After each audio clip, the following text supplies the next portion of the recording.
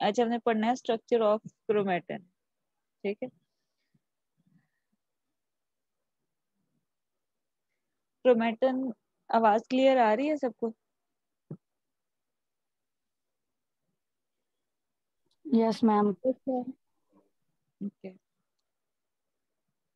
इतने ही पार्टिसिपेंट होते हैं? 19 होते हैं। आप लोगों की टोटल स्ट्रेंथ कितनी है?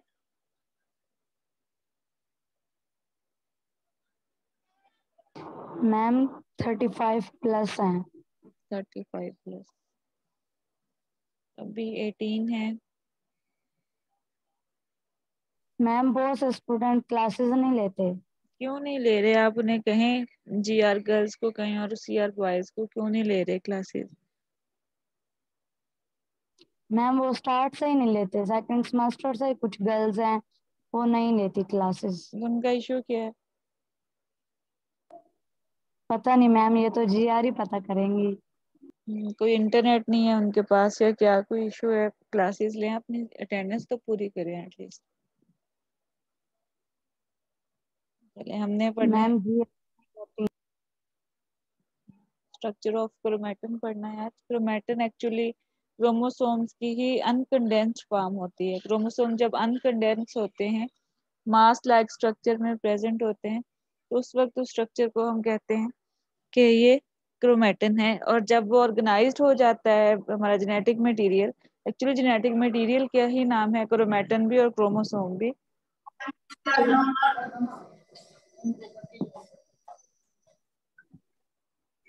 जेनेटिक मटेरियल जब अनकंडेंस फॉर्म में पड़ा होता है और डिवाइड नहीं हो रहा होता, उस वक्त उसे क्रोमेटिन कहते हैं। और जब वो ऑर्गेनाइज्ड हो जाता है जेनेटिक मटेरियल क्रोमोसोम्स की फॉर्म में, जब डिवीजन में जाता है, तो उस फॉर्म को हम क्रोमोसोम कह देते हैं। ठीक है ये एक ही चीज, जेनेटिक मटेरियल को ही क्रोमेटिन या क्रोमोसोम कहा जाता है। क्रोमेटिन की डेफिनेशन यहाँ पे लिखी हुई है, the highly disperse state of chromosome. Chromosome की जो हाईली डिस्पर्स स्टेट है, मतलब इंतशार वाली स्टेज, जिसमें क्रोमोसोम ऑर्गेनाइज स्ट्रक्चर नहीं होता बल्कि एक डिसऑर्गेनाइज स्ट्रक्चर होता है, उसको क्रोमोसोम, उसको हम क्रोमेटिन कहते हैं।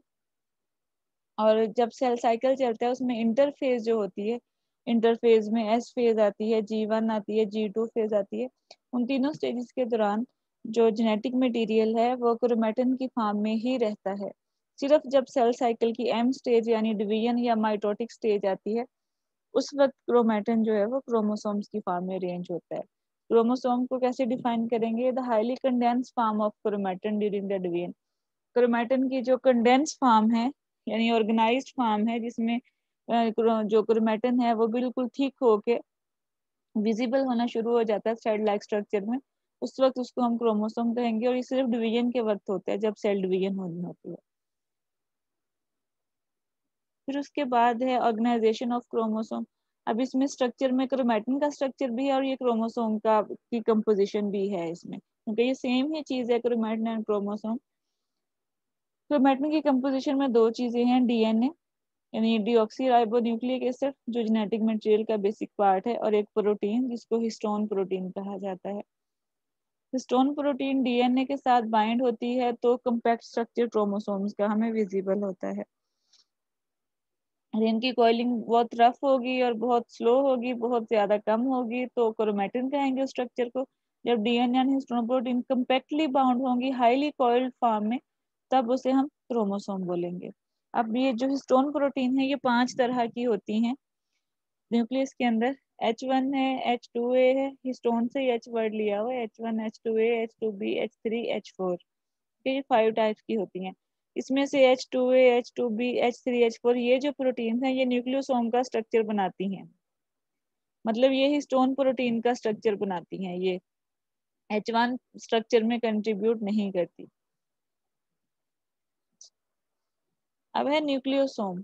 न्यूक्लियोसोम मैंने पहले कहा कि हिस्टोन के स्ट्रक्चर को कहते हैं। जो हिस्टोन प्रोटीन है, चारों तरह की हिस्टोन प्रोटीन यानी H1 के अलावा बाकी जो 4 टाइप्स हैं, H2A, H2B, H3, H4, ये जो हिस्टोन प्रोटीन्स हैं ये मिलके एक स्ट्रक्चर बनाती हैं, रॉड लाइक स्ट्रक्चर, जिसको न्यूक्लियोसोम कहा जाता है। ये बीडेड स्ट्रक्चर होता है, जैसे रिंग होते हैं छोटे छोटे गुलाई में, ऐसा स्ट्रक्चर होता है। ये जो न्यूक्लियोसोम है इसके अंदर 8 मॉलिक्यूल हिस्टोन के होते हैं, यानी इन चारों प्रोटीन्स के कोई भी 8 मॉलिक्यूल उसमें प्रेजेंट होते हैं एक एक न्यूक्लियोसोम के अंदर। और डीएनए जो है वो इसके ऊपर कॉइल होता है, यहाँ पे आप देख सकते हैं।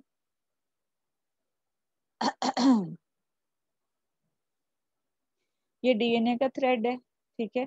और ये जो बीडेड स्ट्रक्चर है, कोर पार्टिकल, इस तरह से रिंग लाइक स्ट्रक्चर जिनके ऊपर ये धागा रोल हो रहा है, डीएनए का जो थ्रेड है वो रोल हो रहा है इस कोर पार्टिकल के ऊपर, और ये हिस्टोन प्रोटीन है जो कोर पार्टिकल है।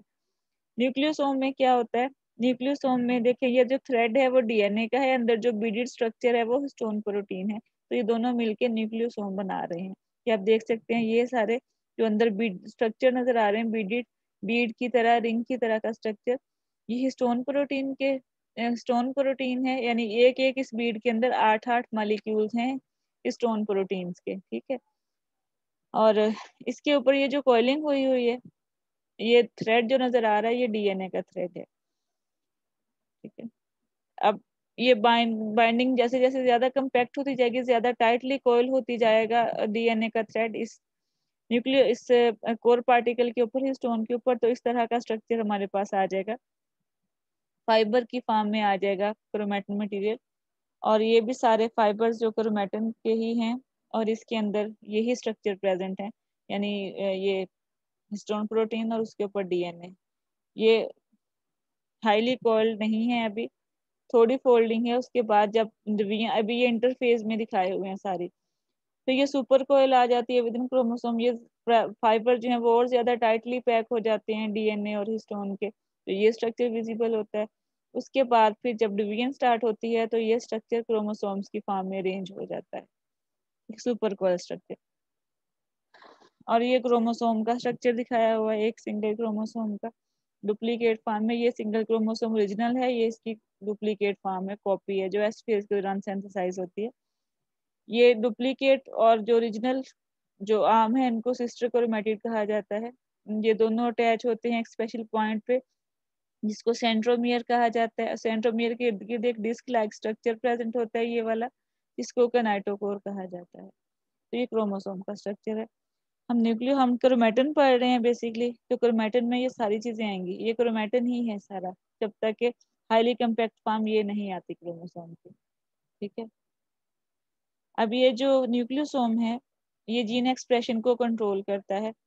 ये जितने ज्यादा टाइटली कॉइल होगा वहां पे जो ट्रांसक्रिप्शन है वो नहीं होगी, और जब ये अनबाइंडिंग हो जाएगी, डीएनए अलग हो जाएगा हिस्टोन से, वहीं यहाँ पे डीएनए की जो सीक्वेंस होगी, न्यूक्लियोटाइड सीक्वेंस, वो विजिबल हो जाएगी, एक्सपोज हो जाएगी, यहीं पे ट्रांसक्रिप्शन होगी, बाकी जगह पे ट्रांसक्रिप्शन नहीं होगी। तो इस तरह न्यूक्लियोसोम का जो स्ट्रक्चर है वो जीन रेगुलेशन या जीन एक्सप्रेशन को भी कंट्रोल करता है। इसमें भी आप देख सकते हैं, अगर हम नीचे से ऊपर की तरफ जाएं,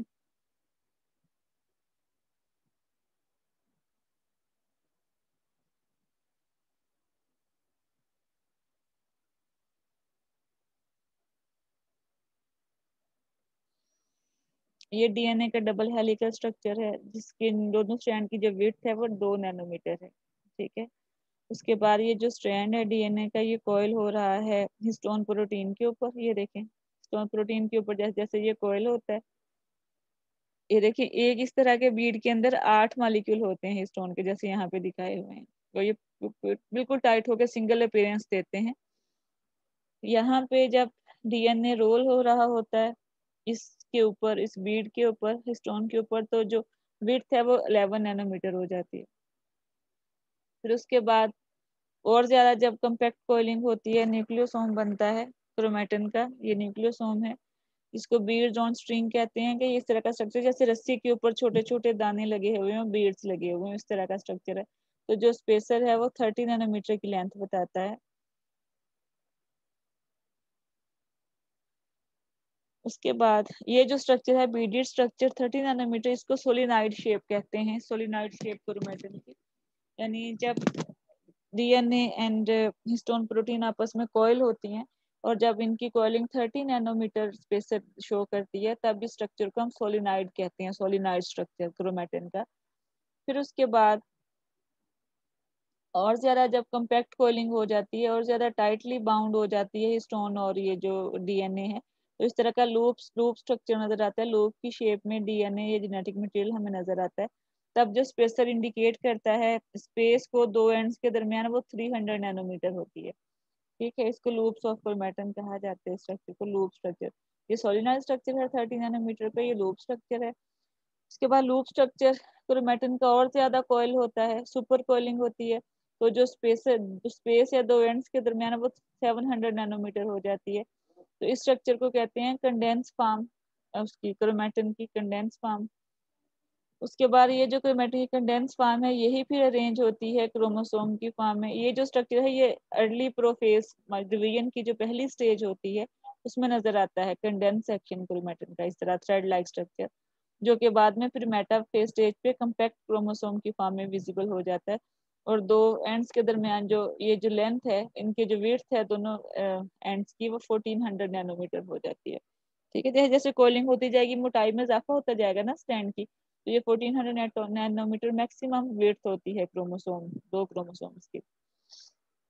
ये एक सिंगल क्रोमोसोम है जो कि डुप्लीकेट फॉर्म में दिखाया हुआ है। इसको मेटाफेज क्रोमोसोम क्यों कहा जाता है? क्योंकि क्रोमोसोम हाईली विजिबल फॉर्म में अपनी शेप में आता है जब वो मेटाफेज स्टेज पे आता है। प्रोफेज में भी इस तरह का स्ट्रक्चर होते हैं थ्रेड लाइक, जो कि अभी सेट होना शुरू हो रहे होते हैं। फिर जब ये क्रोमैटिन सेट हो जाता है मेटाफेज में इक्वेटर पे आके, तब कम्पैक्ट हाईली विजिबल फॉर्म में आता है। जैसे ही मेटाफेज एंड होती है, फिर एनाफेज और टीलोफेज स्टेजेस आती हैं, तो क्रोमोसोम दोबारा से अपनी कम्पैक्ट शेप को खत्म करना शुरू कर देते हैं। अनविजिबल इन्होंने होना होता है ना टीलोफेज के एंड पे, तो अपनी कम्पैक्ट फॉर्म लॉस कर देते हैं ये।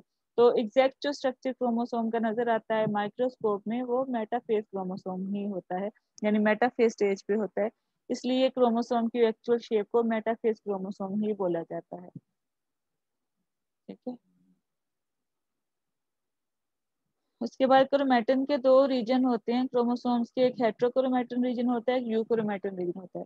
हेट्रोक्रोमैटिन रीजन क्रोमोसोम का वो पार्ट होता है जो अनएक्सपोज्ड होता है, इनएक्टिव होता है और ट्रांसक्रिप्शन में नहीं जाता, उस पोर्शन को हेट्रोक्रोमैटिन कहते हैं। और क्रोमोसोम का वो हिस्सा जहाँ पे जिसकी न्यूक्लियोटाइड सीक्वेंस एक्सपोज होती है, वो एक्टिव पार्ट होता है क्रोमोसोम का, और वहाँ पे ट्रांसक्रिप्शन हो सकती है, उस पार्ट को यूक्रोमैटिक रीजन कहते हैं। पीरियोडिकली यूक्रोमैटिक रीजन हेट्रोक्रोमैटिक में चेंज हो जाता है, हेट्रोक्रोमैटिक यूक्रोमैटिक में चेंज हो जाता है। कैसे? अगर इन हेट्रोक्रोमैटिक रीजन पे वो जीन प्रेजेंट है जिनकी ट्रांसक्रिप्शन करनी है, तो वो वाला पार्ट एक्सपोज हो जाएगा, ठीक है, और उसकी सीक्वेंस विजिबल हो जाएगी ट्रांसक्रिप्शन के लिए, तो फिर उसको कहेंगे कि वो यूक्रोमैटिक रीजन बन गया है। इस तरह से ये इंटरचेंजेबल फॉर्म्स होती हैं क्रोमैटिन की। यानी क्रोमोसोम्स का वो हिस्सा जो ट्रांसक्रिप्शन में जा रहा होता है उसको यूक्रोमैटिन रीजन कह देते हैं, और वो हिस्सा जो ट्रांसक्रिप्शन में नहीं जाता, जिसकी सीक्वेंस एक्सपोज नहीं होती इस ट्रांसक्रिप्शन के लिए, उसको हेट्रोक्रोमैटिन कह देते हैं। बस ये इतना ही पढ़ना है। इसमें कोई क्वेश्चन, कोई चीज जो ना समझ आई हो?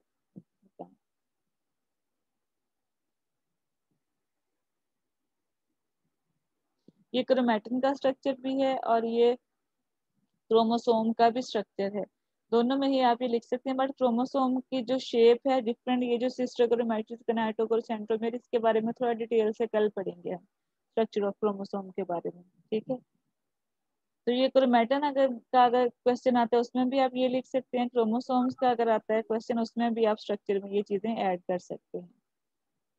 क्रोमैटिन की ऑर्गेनाइजेशन है क्रोमोसोम की फॉर्म में, उसी पे ये सारा लेक्चर है, उसी पे ये सारे नोट्स हैं।